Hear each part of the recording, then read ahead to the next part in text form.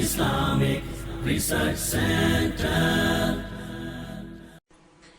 نحمده ونصلي على رسوله الكريم أما بعد فأعوذ بالله من الشيطان الرجيم بسم الله الرحمن الرحيم رب اشرح لي صدري ويسر لي أمري واحلل عقدة من لساني يفقهوا قولي. صحراؤں کی زندگی بھی بڑی عجیب ہوتی ہے. نہ وہ راستے ہوتے ہیں نہ وہ شاہراہیں جن پر عام طور پر لوگ سفر کرتے ہیں. صحراؤں میں جو لوگ زندگی بسر کرتے ہیں کہیں دور دراز بھی قریب یا دور جہاں کہیں تھوڑا بہت پانی مل جائے تو خانہ بدوش لوگوں کو تو آپ نے اپنے یہاں بھی دیکھا کہ وہ وہیں خیمے لگا کر بیٹھ جاتے ہیں. بدو عرب بھی اسی طرح کیا کرتے تھے. جہاں کہیں پانی دیکھا وہیں پہ زندگی بسر کرنے کی سوچ لی. پھر کبھی کوئی آتا جاتا مسافر اپنی ضروریات پوری کرنے کے لیے رک گیا تو وہ جاتے ہوئے جہاں کہیں قیام کرتا تھا جو گھر والے خدمت کرتے تھے انہیں کچھ نہ کچھ دے دلا دیتے اور اس طرح ان کا گزارا چلتا رہتا تھا. ایسے ہی ایک بدو کے خیمے میں 2 افراد آئے. جب وہ آئے تو انہوں نے دیکھا کہ ایک مریل سی بکری بندھی ہوئی ہے اور ایک خاتون ہے اس خیمے کے اندر جس نے آنے والوں کو ریسیو کیا, بیٹھنے کے لیے کہا. مہمان نوازی عربوں کا شیوا ہے. مسافر نے پوچھا آپ کی بکری کا دودھ دو لیں؟ اس خاتون نے کہا اشارہ کر کے کہ اگر یہ ممکن ہے, آپ کو لگتا ہے کہ آپ دو سکتے ہو تو دو لو, کیونکہ بکری دودھ دینے والوں میں سے نہیں تھی. چارے کی کمی کی وجہ سے, پانی کی کمی کی وجہ سے بھی, اور کم سن تھی. پھر جب مسافر نے ہاتھ لگایا تو بکری کے تھن دودھ سے بھر گئے. اس نے دودھ دہا, پھٹی پھٹی آنکھوں سے وہ خاتون دیکھتی رہ گئی. بکری, اس کی حالت, پھر اس کے بھرے ہوئے تھنوں کو, پھر اس سے نکلتی دودھ کی دھاروں کو. صحراؤں میں تو پانی دیکھ کر بھی کافی عجیب لگتا ہے اور یہاں تو تازہ دودھ نکل رہا تھا. برتن بھر گیا, خاتون کو بھی دودھ پلایا, پھر ساتھ میں جو ساتھی مسافر تھا اس کو بھی دودھ پلایا. وہ دونوں کہتے رہے کہ پہلے آپ پئیں. تو جواب دیا کہ پلانے والا آخر میں پیتا ہے. پھر جب دودھ پی لیا پھر آخر میں خود بھی پیا مسافر نے. وہاں سے روانہ ہوتے وقت کافی دودھ برتن میں چھوڑا اور کہا کہ جب آپ کے شوہر واپس آئیں تو ان کو بھی یہ دودھ پلا دینا.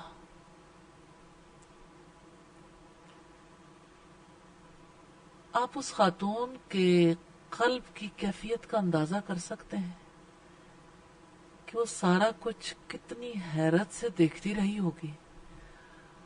اور پھر جانے والے مسافر چلے گئے تو ان کی یہ یاد کیسے اس کے دل کے اندر بس گئی ہوگی. شوہر جب گھر آیا تو اس نے آ کے پوچھا دودھ کہاں سے آیا. اس نے مریل بکری کی طرف دیکھا, پھر اپنی بیوی کی طرف دیکھا پھر بیوی سے پوچھا تو بیوی نے بتایا کہ کوئی مسافر آئے تھے جنہوں نے مجھ سے دودھ دوہنے کی اجازت طلب کی تو میں نے اجازت دے دی، اور یہ بکری ہے جس کا یہ دودھ ہے۔ تو اس کے شوہر نے پوچھا اچھا یہ بتاؤ کہ اس کا حلیہ کیسا تھا؟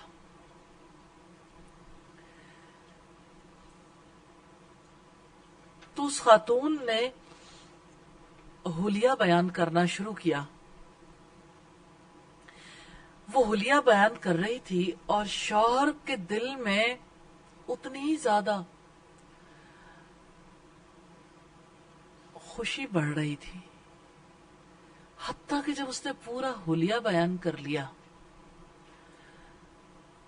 تو شوہر نے کہا یہ تو وہی مسافر ہے جس کا ہمیں انتظار تھا۔ میں چاہتی ہوں کہ آپ بھی ان کی زبان سے حلیہ سنیں۔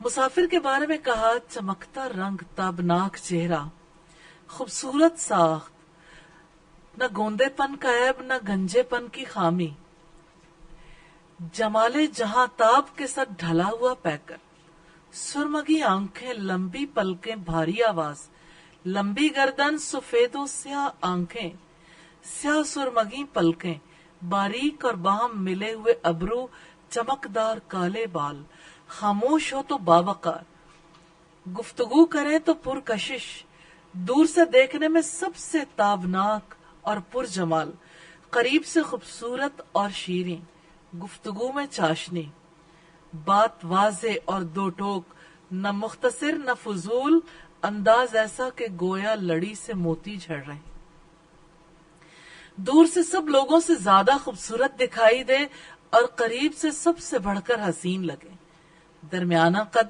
نہ اتنے لمبے کہ دراز قد ہونا دیکھنے میں ناگوار لگے اور نہ ہی اتنے پستہ قد کہ اس کا چھوٹا ہونا نگاہ کو نہ جچے، دو ٹہنیوں کے درمیان تیسری ترو تازہ ٹہنی جو سب سے زیادہ تازہ و خوش نظر ہو، اور ساتھ ہی آپ کے گرد حلقہ بنائے ہوئے، کچھ کہیں تو توجہ سے سنتے ہیں، کوئی حکم دیں تو جلدی سے اس پر عمل پیرا ہوتے ہیں، نہ ترش رو نہ لغو کو، بڑے ہی کریم، ایسا فرد جس کی اطاعت کی جاتی ہے۔ کسی مسافر میں اتنی خوبیاں ایک ملاقات میں کیسے دیکھ لیں؟ یہ سوال اس خاتون سے بہت لوگ کیا کرتے تھے، تو انہوں نے کہا کہ سادگی کے ساتھ کہ خواتین ڈیپ آبزرور ہوتی ہیں، یعنی زیادہ اچھے طریقے سے مشاہدہ کرتی ہیں۔ وہ خاتون جسے مسافر کی خوبیاں دیکھنے کا، تلاش کرنے کا، بیان کرنے کا اعزاز حاصل ہوا، اس خاتون کا نام ام معبد رضی اللہ تعالی عنہا ہے۔ پوچھنے والے ان کے شوہر ابو معبد تھے۔ شوہر نے جب یہ اوصاف سنے تو کہنے لگا اللہ کی قسم یہ تو وہی شخصیت ہے جسے قریش تلاش کرتے پھر رہے ہیں۔ میں تلاش کرتا ہوں اگر وہ مجھے مل گئے تو میں ان کے ساتھ رہوں گا، ایک روایت میں اگر وہ مجھے دکھائی دیے تو میں ان کی پیروی کروں گا، پھر کہا میں ان کو تلاش کرنے میں اپنی طرف سے بھرپور کوشش کروں گا۔ ام معبد کے فضیلت کے کیا کہنے، صحراؤں میں کتنے گھر ہوتے ہیں، لوگ دور دراز جگہوں پر بھی بستے ہیں، سٹی لائف بھی گزارتے ہیں، ایسا اعزاز تو اللہ تعالیٰ جسے نصیب کرنا چاہے اسی کو نصیب ہوتا۔ اور ام معبد نے نبی صلی اللہ علیہ وسلم کے بارے میں جو کچھ کہا اس کے بارے میں بھی سنیے۔ رسول اللہ صلی اللہ علیہ وسلم کے بارے میں آپ کے شمائل جن لوگوں نے بیان کیے ان میں حضرت علی کا نام زیادہ اہمیت کا حامل ہے۔ حضرت علی سے کسی نے سوال کیا، حضرت علی جو کہ فصاحت و بلاغت کے امام تھے، کہ رسول اللہ صلی اللہ علیہ وسلم کے اوصاف بیان کرنے میں سب سے زیادہ فصیح و بلیغ انداز کس کا ہے؟ انہوں نے فرمایا ام معبد خزائیہ کا، کہ انہوں نے رسول اللہ صلی اللہ علیہ وسلم کے اوصاف حمیدہ کو سب سے بڑھ کر فصاحت و بلاغت سے بیان کیا۔ سیدنا علی تھے جنہوں نے ان سے دریافت کیا، ام معبد سے، کہ آپ نے سیدنا علی بن ابی طالب سے جب دریافت کیا گیا کہ کسی اور نے ام معبد کی طرح رسول اللہ کے اوصاف بیان کیوں نہیں کیے، تو انہوں نے حکیمانہ انداز میں ارشاد فرمایا عورتیں مردوں کی بنسبت زیادہ حساس ہوتی ہیں، زیادہ باریک بینی سے اشیاء کا جائزہ لیتی ہیں۔ اس سے پہلے کہ ہم واقعات پہ مزید بات چیت کریں، آپ سے سوال کرنا چاہتی ہوں کہ آج جس سوسائٹی میں ہم رہتے ہیں، کوئی خاتون اپنے شوہر کے ساتھ کسی تیسرے مرد کے بارے میں اس نوعیت کی بات چیت کرے تو کیا خاتون کے لیے زمین پر کوئی ٹھکانہ ہو سکتا ہے؟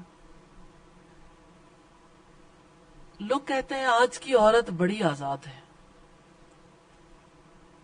میں سمجھتی ہوں کہ ہمیں یہ ضرور دیکھنا چاہیے کہ تاریخ میں عورتیں کب آزاد تھیں، وہ خاتون کس طرح سے فصاحت و بلاغت کے ساتھ رسول اللہ کے اوصاف بیان کر رہی تھی، اور شوہر کی دلچسپی اور رغبت کس میں ہے کہ مسافر کیسا ہے۔ ان کے دلوں کے اندر وسعت تھی، اور وہ حق دیتے تھے کہ اگر کسی نے کسی بات کو بیان کرنا ہے تو وہ کھل کے بیان کر سکے۔ اگر آج یہ دیکھنا چاہیں کہ زبان و بیان کے لحاظ سے ہم کہاں پر ہیں، تو بیان کرنے کی آزادی نہیں ہے، بات کرنے کی وہ آزادی نہیں ہے۔ آج کی عورت کیا اظہار کرنے کی ایسی آزادی رکھتی ہے؟ میں یہ نہیں کہتی کہ وہ خواتین کسی مرد کے بارے میں یوں اظہار کر سکیں، لیکن اس سے ہمیں عربوں کا پتہ چلتا ہے، اور خود ام معبد کے اوصاف کا پتہ چلتا ہے کہ وہ کس قدر صاف گو تھی، اور وہ کس قدر فصیح و بلیغ بیان کرنے والی تھی۔ لیکن شوہر کے تعلق کو بھی ہم دیکھتے ہیں کہ شوہر بھی بیوی کو جو سوال کرتا ہے بیوی جب جواب دیتی ہے تو اس پہ شک نہیں کرتا۔ آج کا مرد تو یوں لگتا ہے اس کے ذہن میں شکوک و شبہات کا ایک جال ہے، ایک ایسا جال جس کو ہم صرف مکڑی کی طرح کا جال نہیں کہہ سکتے، ایک ایسا جال ہے جس کی لپیٹ میں پوری سوسائٹی آ گئی۔ جب ایک فرد شک کرتا ہے تو اس کا رسپانس کیسا آتا ہے، بچوں پہ اثرات کیسے ہوتے ہیں، سوسائٹی پہ اثرات کیسے پڑتے ہیں۔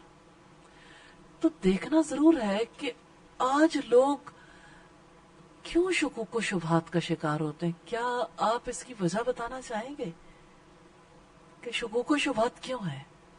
ہم جب کسی کی زندگی کو پڑھتے ہیں تو ہم جن حالات میں وہ لوگ رہتے تھے، جو ان کی خوبیاں تھیں، جو ان کے اندر خامیاں تھیں، یا جو ان کے معاملات تھے، ان کے اندر جا کے ہم اس کا انالیسس بھی کرتے ہیں، تجزیہ بھی کرتے ہیں، تاکہ ہم یہ دیکھ سکیں کہ جس سوسائٹی میں ہم رہتے ہیں، اس سوسائٹی میں اچھی تبدیلی لانے کے لیے کاوشیں کیسی کی جا سکتی ہیں۔ تو جب تک بیماری کا پتہ نہ ہو تو علاج نہیں ہو سکتا۔ آپ سے پوچھنا چاہتی ہوں کہ شک ایک وائرس کی طرح ہے۔ اللہ تعالیٰ تو اپنی کتاب کھولتے ساتھ ہی یہ کہتے ہیں ذالک الکتاب لا ریب فیہ، یہ وہ کتاب ہے جس میں کوئی شک نہیں، کہ شک سے نکل آؤ، یقین کی وادی میں قدم رکھو۔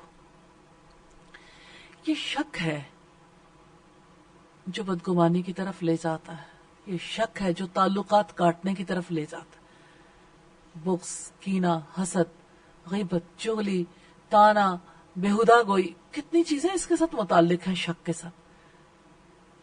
مجھے یہ بتائیے کہ شک کس طرح کی شخصیت کا خاصہ ہے؟ کیوں ذہنوں کے اندر شک پیدا ہوتے ہیں؟ کیا شک باہر کے حالات کی وجہ سے پیدا ہوتے ہیں یا اندر کی کیفیات ہیں جن میں سے ایک شک؟ دو رخی لوگ ہوتے ہیں، جو اندر سے کچھ اور ہوتے ہیں اور باہر سے کچھ اور. جو اندر بھی خراب ہوتا ہے تو دوسروں کو بھی وہ اسی دیکھتے ہیں کہ دوسرے بھی خراب ہوں گے. ایک بات بہت عام ہے کہ انسان جیسا خود ہوتا ہے وہ دوسرے کو بھی اسی جگہ رکھ کے دیکھتا ہے. تو جو خود کسی مرض میں مبتلا ہو اسے لگتا ہے کہ ساری دنیا شاید اسی مرض میں مبتلا ہے. اور آپ دیکھیں وہ کسی نے کہ مجھ میں پائے جاتے ہیں گہری اداسی کے جراثیم اس قدر، تجھ کو بھی میں اس مرض میں مبتلا کر جاؤں گا. اگر کوئی خود شک میں مبتلا ہو نا دوسروں کو بھی اسی مرض میں مبتلا کر جاتا ہے. اور آج دیکھیں پوری سوسائٹی اسی طرح کی کیفیت کی لپیٹ میں، اور کوئی اس بارے میں سوچتا بھی نہیں کہ اس کا علاج کرنا ہے. شک کلیجے شک کر دیتا ہے، تعلقات بھی شک کر دیتا ہے. اور کوئی بتائے کہ شک کس طرح کی شخصیت کا خاصہ ہے اور یہ شک کہاں سے آتا ہے اوریجنلی؟ میڈم ایک جھوٹ جو ہے نا وہ بہت زیادہ، جی جو جھوٹ کی وجہ سے زبان جو ہے وہ اس کا ساتھ نہیں دیتی، جو ایمان کی کمی ہوتی ہے اس میں. ٹھیک ہے، لیکن یہ کہ شک کرنے کی ایک بیماری ہے، ایک بیماری ہے، شکوک و شبہات کی بیماری ہے. آپ نے دوسرے رکوع میں بھی پڑھا ہے، سورہ البقرہ کے دوسرے رکوع میں پڑھا ہے نا، فی قلوبہم مرض فزادہم اللہ مرضا. لیکن اللہ تعالیٰ نے یہ بتایا فی قلوبہم مرض، ان کے دلوں میں بیماری ہے. اس بیماری کو جب ہم اس کا انالیسس کرتے ہیں تو ہمیں پتہ لگتا ہے ایک تو شہوات کی بیماری ہے نا، نفاق اس سے جنم لیتا ہے، لیکن ایک شکوک و شبہات کی بیماری ہے، ایمان کی کمی جو ہے اس کی وجہ سے. کسی کے بارے میں ایک برا خیال آتا ہے، انسان اسے قبول کر لیتا ہے تو پھر وہ کنٹینیوسلی اس میں رہتا ہے تو شک پیدا ہو جاتا ہے اس شخص کے بارے میں. چلیں زیادہ ایک یہ بھی ہے ریزن کہ کسی کی ذات پہ اتنا یقین ہی نہیں ہوتا، کسی پہ بھی جو بھی چیزوں سے نظر آتی ہے مجھے یہ نہیں، یہ ایسے نہیں ہے، مطلب یہ شک کی نظر سے دیکھتا ہے، یقین آتا ہی نہیں کسی چیز دیکھیں پہ. میرا سوال یہ ہے، میں پھر دہرا دیتی ہوں کہ شک کسی کی شخصیت کا اظہار کرتا ہے. یہ کیسی شخصیت ہے؟ کیوں کسی کی شخصیت کی پہچان شک ہے؟ آپ کہتے ہیں نا فلاں بڑا شکی مزاج ہے. اکثر خواتین اپنے شوہروں کے بارے میں کہتے ہیں میرے شوہر بڑا شکی مزاج ہے. میں سمجھتی ہوں کہ ہمیں بحیثیت قوم کا بھی دیکھنا چاہیے.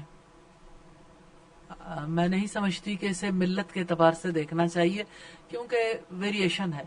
لیکن اگر آپ اس سرزمین اس دھرتی پہ رہنے والوں کے بارے میں دیکھیں تو پاکستانی شکی مزاج زیادہ ہے. کچھ لوگ اپنے ارد گرد کے ماحول کی وجہ سے زیادہ محتاط ہو جاتے ہیں، اس وجہ سے بھی شک میں فی مبتلا ہو جاتے ہیں. قلوبہم مرض. اللہ کی بات کے آگے اپنی بات نہ رکھیں. اب یہ تو پتہ لگ گیا کہ فی قلوبہم مرض، یہ اندر کی بیماری ہے. باہر کا ماحول اثر کرتا ہے. مثلا ایک ایڈز کا پیشنٹ ہے، باہر سے کسی جو بھی جس قسم کے بھی جراثیم ہوں گے وہ ہر چیز کو قبول کرتا جائے گا، لیکن یہ ایڈز سے بھی زیادہ تکلیف دہ بیماری ہے. عقیدے کی خرابی کی وجہ سے. ہاں اصل بات یہ ہے، خرابی ہے کہ جس کسی کا کوئی عقیدہ نہیں ہوتا. ہم بات کر رہے تھے شک کی بیماری کی، تو شک کی بیماری کیوں لگتی ہے اور ایک انسان کیسے شکی ہو جاتا ہے، تو ہم یہاں تک پہنچے تھے عقیدے کی خرابی کی وجہ سے. اب دیکھیں میں سادہ سی بات کروں گی.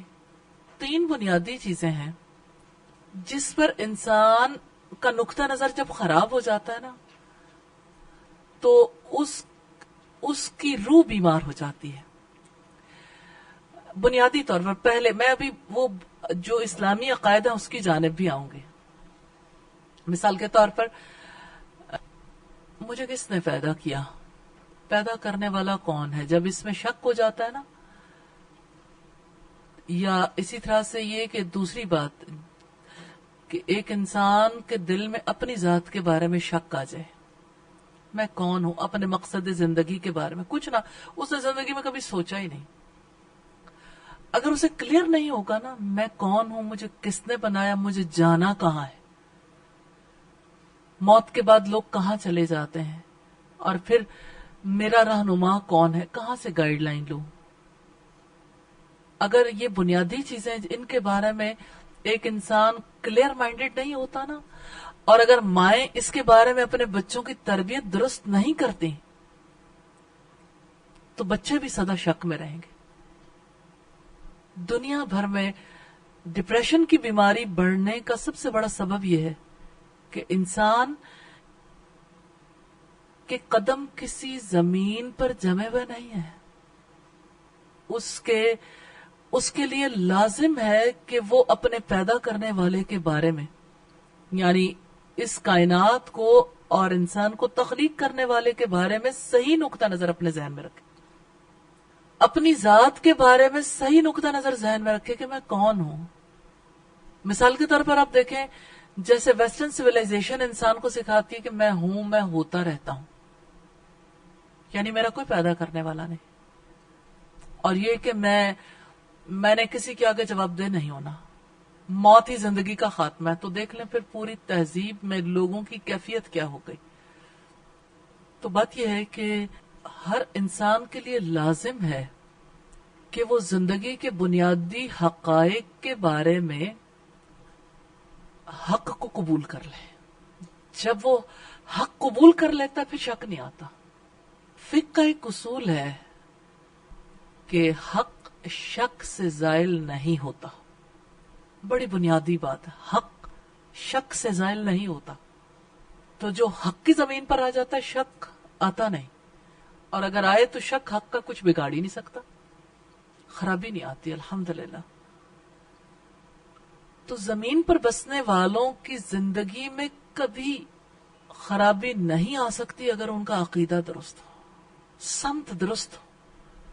اگر انہیں اپنے بارے میں, اپنے پیدا کرنے والے کے بارے میں, جہاں موت کے بعد جانا ہے اس کے بارے میں یقین آ جائے, اپنے رہنما پر یقین آ جائے, پھر اس رہنمائی پر جو اس نے بھیجی ہے, رہنمائی پر یقین آ جائے, تو انسان کے لیے کبھی مشکل پیدا نہیں ہوتی. اب آپ دیکھیے کہ ایک صحرا میں رہنے والی خاتون ہے اور اس کا شوہر ہے. خاتون بیان کر رہی ہے اور شوہر کہتا ہے میں اس کی تلاش میں ہوں. کافر بھی تلاش میں ہے, لیکن ان کی تلاش اور ابو معبد کی تلاش میں کتنا فرق ہے. ابو معبد کہتے ہیں مجھے مل جائے, میں جاتا ہوں, اگر مجھے مل گئے میں اس کی پیروی کروں گا. اور قریش مکہ چاہتے تھے کہ وہ مل جائیں تو ہم قتل کر دیں, مار ڈالیں, کیونکہ وہ سچائی کا گلا گھونٹنا چاہتے تھے. ان کی زندگی کی بنیاد غلط تھی. ہر ایک کو بنیاد چاہیے اپنی زندگی کے لیے, ہر عقل و شعور رکھنے والے کو بنیاد چاہیے. یہ بنیاد عقیدہ ہے. اس عقیدے کے بغیر زندگی کبھی درست نہیں ہو سکتی. ہر چیز کی کوئی نہ کوئی بنیاد ہوتی ہے. آپ درخت کی بنیاد دیکھتے ہیں, اس کی جڑ ہوتی ہے. عمارت کی بنیاد بھی ہم دیکھتے ہیں, جتنی عمارت اوپر ہوتی ہے اتنی ہی گہری بنیاد ہوتی ہے. اسی طرح سے جیسے نظام حکومت ہے تو اس کی بنیاد اس کا آئین, دستور ہوتا ہے, قانون ہوتا ہے. تو ہر چیز کی کوئی نہ کوئی جڑ بنیاد ہوتی ہے. تو ہر چیز کی کوئی نہ کوئی جڑ بنیاد ہوتی ہے. تو ہر چیز کی کوئی نہ کوئی جڑ بنیاد ہوتی ہے. تو ہر چیز کی کوئی نہ کوئی جڑ بنیاد ہوتی ہے. تو انسانی زندگی کی جڑ بنیاد اس کا عقیدہ ہے, انسان کا عقیدہ. تو یہ عقیدے کی درستگی نہ ہونے کی وجہ سے شک آتے ہیں. اور آپ دیکھیں شک کا دائرہ کتنا پھیلتا ہے. آپ دیکھیں پھر انسان اس کا مزہ چکھتا رہتا ہے. تعلقات میں بھی کوئی تعلق سیدھا نہیں رہتا. آپ دیکھیں ماں باپ کے ساتھ بھی شک بھرا تعلق ہے. کبھی آپ نے نوٹ کیا جو مائیں بچوں کو عقیدہ نہیں سکھاتی تو بچے پھر ماں باپ سے کیا کہتے ہیں کہ اب میرے سے زیادہ تو فلاں کو توجہ دیتی ہیں. اب اسے لائٹلی لیتے ہیں سارے لوگ کہ اچھا آپس کے تعلقات میں اتنی سی بات کہہ دی. بات اتنی سی نہیں ہے. بات یہ کہ رشتے کی پہچان نہیں ہے. جس ماں نے اللہ کے رشتے کی پہچان نہیں سکھائی تو اللہ تعالیٰ بھی گیند اسی کی کورٹ میں ڈال دیتے ہیں کہ لو آپ بھی مزہ چکھو.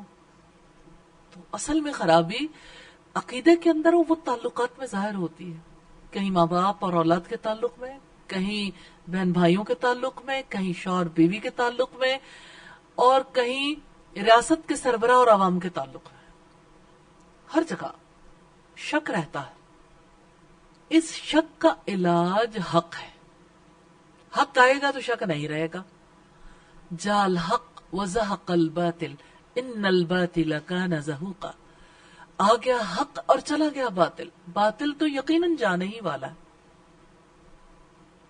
اسی وجہ سے مکہ میں جب نبی صلی اللہ علیہ وسلم نے لوگوں کو دعوت دی 13 سال عقیدے کی بات ہوتی رہی الحمدللہ، اور زندگی گزارنے کے اصول، ضابطے، قاعدے کی بات نہیں ہوئی. کہ عقیدہ مضبوط ہو جائے تو سارے اصول قبول کرنے کے لیے تیار ہو جاتا ہے انسان، پھر زندگی بدلنا مشکل نہیں رہ جاتی. لیکن اگر عقیدہ خراب ہو تو پھر زندگی کی بنیاد غلط ہو گئی تو ظاہر ہے کہ اس کے عمل بھی غلط ہو جائیں گے.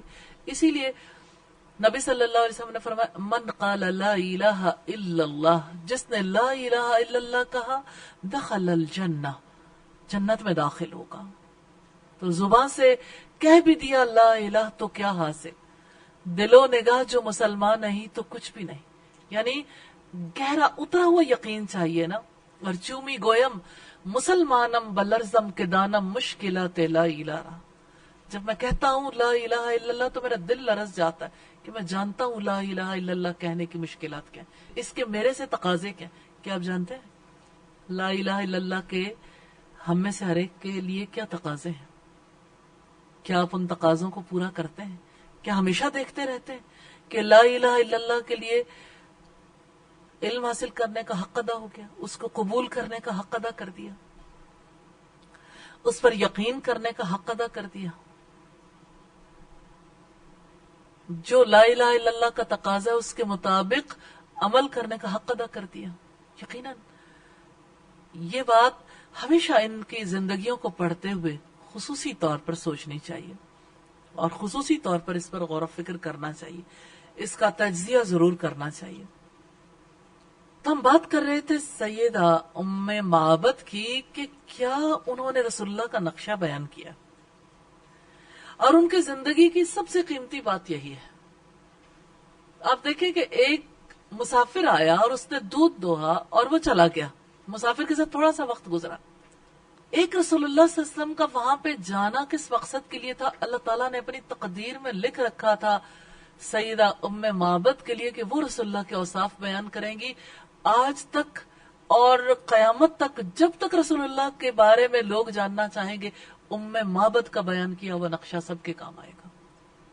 تو اللہ تعالیٰ نے صحرا میں رہنے والی ایک عورت کو اتنی فصیح زبان عطا کی تھی، بیان کی ایسی قوت دی تھی کہ ایک بار کا عمل حاوی آ گیا.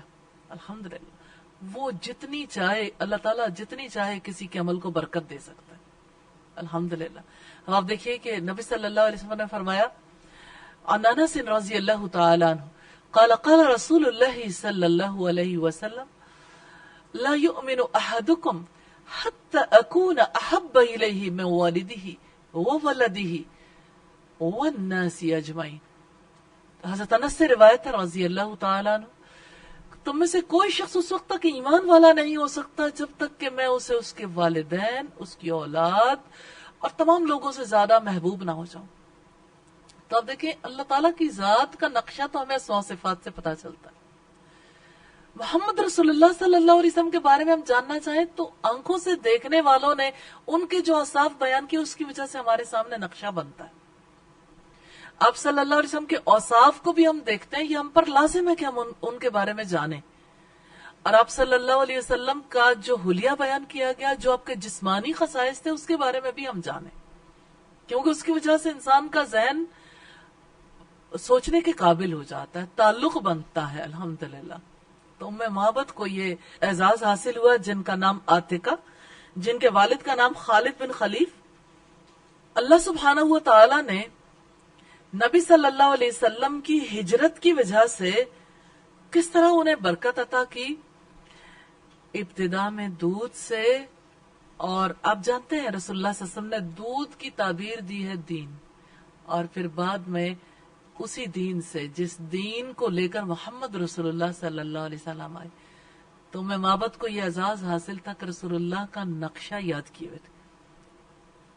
اب یاد نہیں کریں گے تو نبی صلی اللہ علیہ وسلم کا نقشہ جو ام معبد نے بیان کیا، پھر وہ نقشہ جو سیرت کی اور کتابوں میں ملتا ہے سیدنا علی کی روایت سے یا دیگر صحابہ کرام کی روایت سے، سیرت رسول کے حوالے سے جنت کے راستے میں بھی وہ نقشہ موجود ہے، اور اس کے اوپر الحمدللہ یعنی بہت سیرت نگاروں نے ریسرچز بھی کی ہیں آپ صلی اللہ علیہ وسلم کے حلیہ مبارک کے حوالے سے۔ سیدہ ام معبد کے کچھ اور الفاظ بھی میں آپ کے سامنے رکھنا چاہتی ہوں۔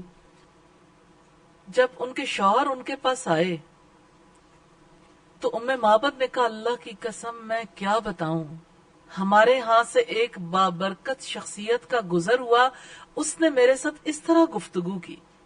اس نے جب ساری باتیں اپنے شوہر کو بتائیں تب شوہر نے پوچھا وہ شخصیت کیسی تھی، ان کا حلیہ کیسا تھا۔ پھر ام معبد مدینہ کی طرف ہجرت کر گئیں، انہوں نے اسلام قبول کیا، رسول اللہ صلی اللہ علیہ وسلم کے دستے مبارک پر بیعت کرنے کی سعادت حاصل کی۔ مکہ معظمہ میں ایک اونچی آواز سنائی دی، اہل مکہ نے اس آواز کو سنا لیکن کسی کو پتہ نہیں چل رہا تھا یہ آواز کہاں سے آ رہی ہے، کس کی آواز ہے۔ کہنے والا یہ کہہ رہا تھا جزا اللہ رب الناس خیر جزائہ رفیقین حلا خیمت ام معبد، اللہ تعالیٰ ان دو رفیقوں کو بہترین جزا دے جو ام معبد کے خیمے میں اترے۔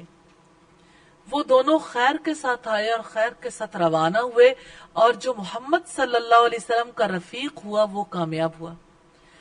اے قدسی، اللہ نے اس کے ساتھ کتنے بے نظیر کارنامے اور سرداریاں تم سے سمیٹ لی۔ بنو کعب کو ان کی خاتون کی قیامگاہ اور مومنوں کی نگہداشت کا پڑاؤ مبارک۔ تم اپنی عورت سے اس کی بکری اور برتن کے متعلق پوچھو، تم اگر خود بکری سے پوچھو گے تو وہ بھی گواہی دے گی۔ اب صلی اللہ علیہ وسلم نے سوکھی بکری کو پکارا تو اس نے دودھ دیا، بکری کے تھنوں پر واضح جھاگ تھی۔ اب صلی اللہ علیہ وسلم نے پھر اس کو چھوڑا تو وہ ان کے پاس ہمیشہ دودھ دیتی رہی۔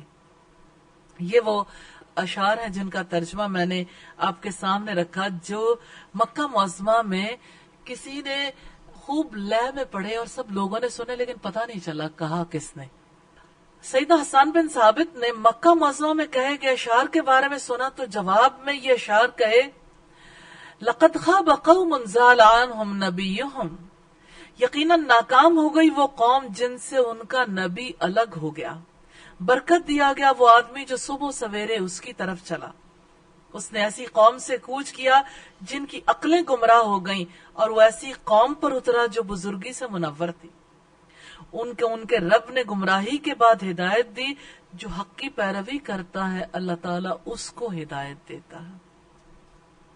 تو سیدہ ام معبد نے نبی صلی اللہ علیہ وسلم کا حلیہ بیان کیا، اور تاریخ میں ان کا نام ہمیشہ کے لیے رسول اللہ صلی اللہ علیہ وسلم کے سیرت نگاروں میں شامل ہو گیا، اور وہ نام سب سے زیادہ آپ کا حلیہ بیان کرنے کے لیے معتبر سمجھا جاتا ہے، سیدنا علی کے بقول۔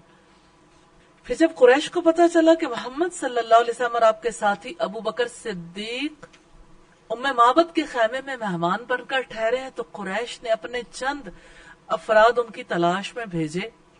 جب وہ ام معبد کے خیمے میں پہنچے تو ام معبد ان کی آمد سے گھبرا گئیں، کیونکہ انہوں نے بچشم خود مشاہدہ کر لیا تھا کہ شر ان کی آنکھوں سے ٹپک رہا۔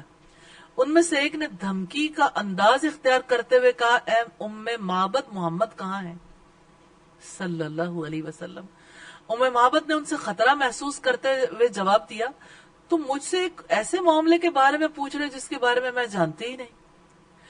انہوں نے بپھرتے ہوئے کہا تم جانتی ہو کہ وہ کدھر گئے؟ انہوں نے کہا مجھے نہیں معلوم، تم کیا کہہ رہے ہو؟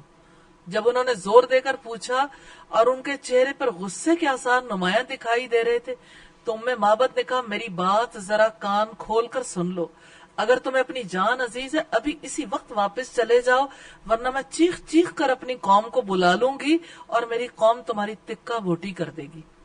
جب انہوں نے دیکھا کہ ام معبد انتہائی غصے میں، انہوں نے واپس جانے میں بہتری جانی، کیونکہ انہیں اس بات کا اچھی طرح علم تھا کہ ام معبد کو اپنی قوم میں احترام اور اکرام کی نگاہ سے دیکھا جاتا ہے، اگر وہ آواز دے گی تو لوگ چلے آئیں گے۔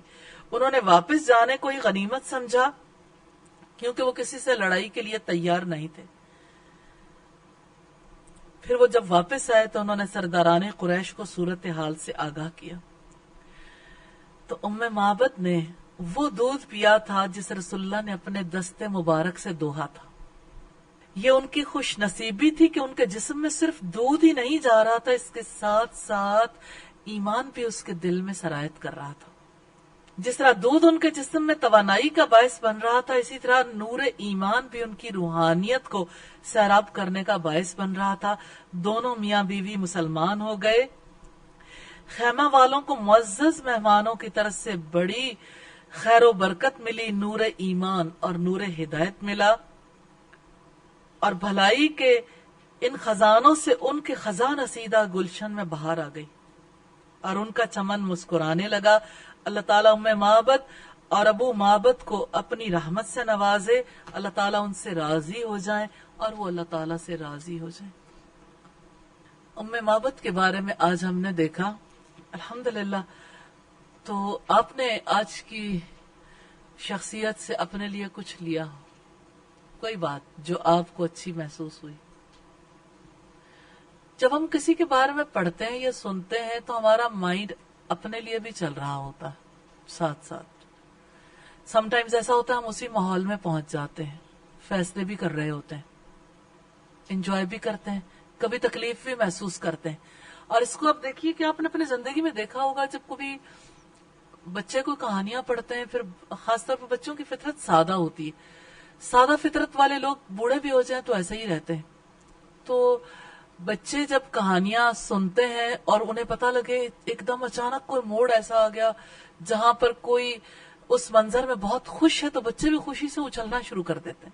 اور کہیں پہ صورتحال خراب ہو گئی، بچہ یا کوئی شخص جس کے ساتھ بچے کا انٹرسٹ انوالو ہے کسی کہانی میں، وہ کسی مصیبت میں اور کسی تکلیف میں ہے، شدت کی تکلیف ہے، تو اس کی تکلیف کی وجہ سے آنکھوں میں آنسو آ جاتے ہیں. یہ انسانی فطرت ہے. انسان واقعات کہانیوں کے ساتھ ساتھ چلتا ہے، اور بات جب شخصیات کے حوالے سے ہو تو انسان کا ذہن اور زیادہ تیزی سے چلتا ہے. اس لیے میں آپ سے ہمیشہ سوال کرتی ہوں کہ آپ نے پھر کیا لیا اپنے لیے؟ جی میم، انشاءاللہ رسول اللہ صلی اللہ علیہ وسلم کے اوصاف کو یاد کرنے کی میں کوشش بالکل کروں گی، اور آج ہی اس کو یاد کروں گی انشاءاللہ. اور پھر اپنے سب رشتہ داروں کو اور سب کو بتایا کروں گی یہ رسول اللہ تھے ہمارے. ہاں، ایک تو یہ بات ہے، آپ چاہیں تو رسول اللہ صلی اللہ علیہ وسلم کی خصوصیات پر کوئی مائنڈ میپ بھی بنا سکتے ہیں، کوئی اور خوبصورت انداز سے اسے لکھ بھی سکتے ہیں، اور آپ صلی اللہ علیہ وسلم کے نقشے کے بارے میں یعنی مختلف طرح سے، ہر ایک کا مائنڈ اپنا اپنا، اس کو زیادہ اچھے خوبصورت انداز میں لوگوں کے سامنے لانے کے لیے کہ ان کو بھی یاد ہو جائے. ایک ہے خود یاد کرنا، ایک ہے دوسروں کو یاد کروانا. تو اس کے لیے بھی مختلف طریقے اختیار کیے جا سکتے ہیں، ضرور کیجیے.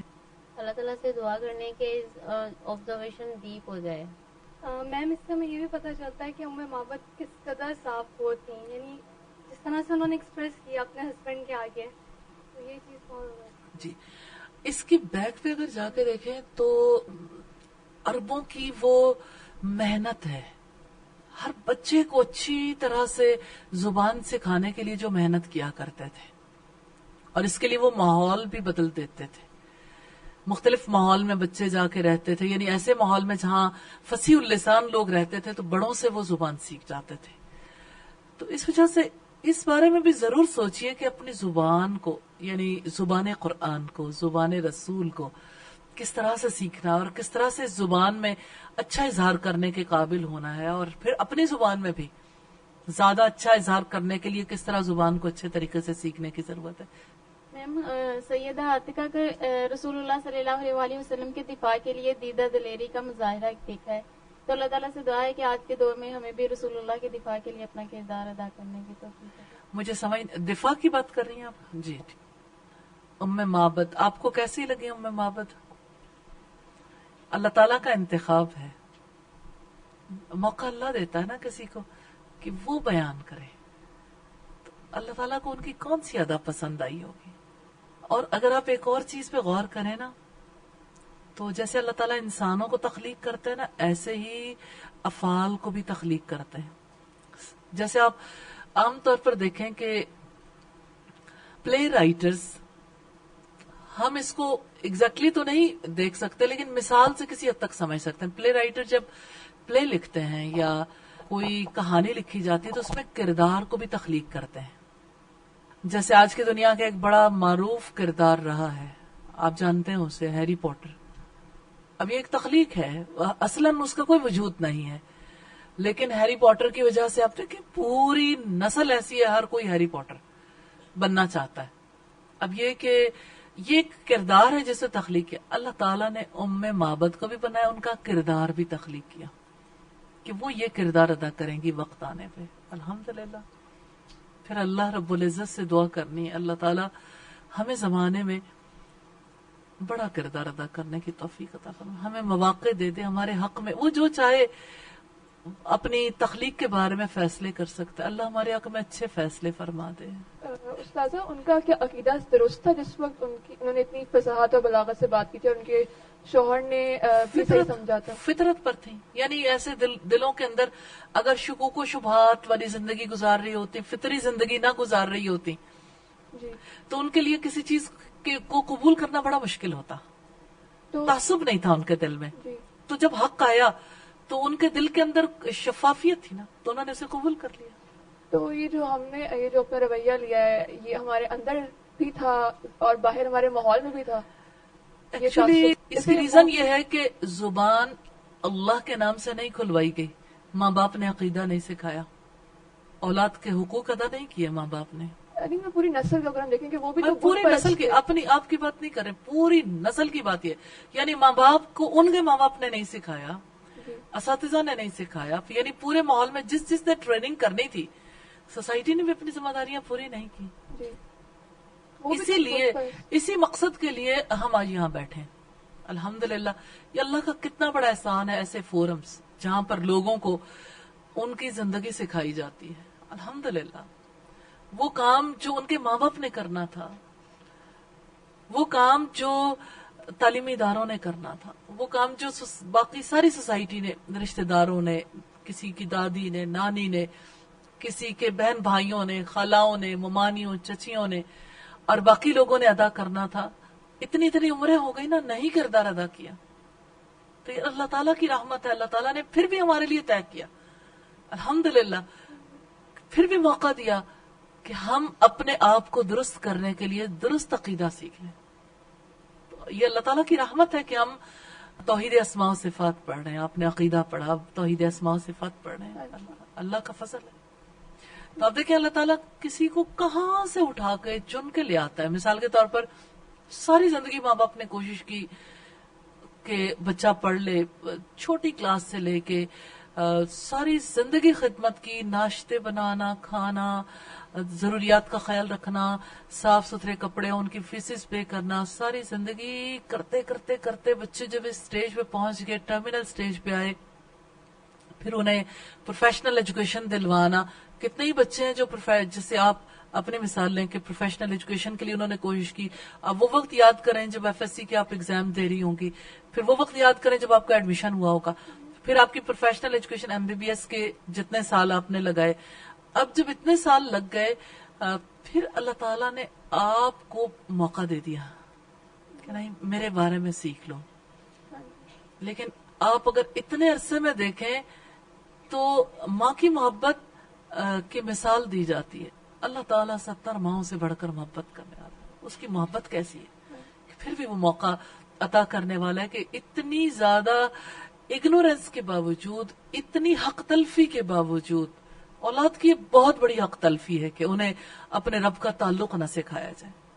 اتنی حق تلفی کے باوجود اللہ تعالیٰ کی رحمت کی وجہ سے یہ تعلیم ممکن ہو گئی. الرحمن علم القرآن، یہ جوش والی رحمت ہے. جانتے ہیں رحمان جو مبالغے کا صیغہ ہے کہ جیسے شدت کی گرمی میں اچانک سیاہ بادل آئے اور موسلا دھار بارش برسنے لگ جائے، یعنی گمان بھی نہیں، کوئی پیشین گوئی بھی نہیں، اچانک. یہ رحمت کی شدت ہے نا، شدت کا اظہار ہے کہ اچانک موسم ہی بدل جائے. تو اسی طرح سے اللہ تعالیٰ دلوں کا موسم بھی بدل دیتے ہیں. الحمدللہ.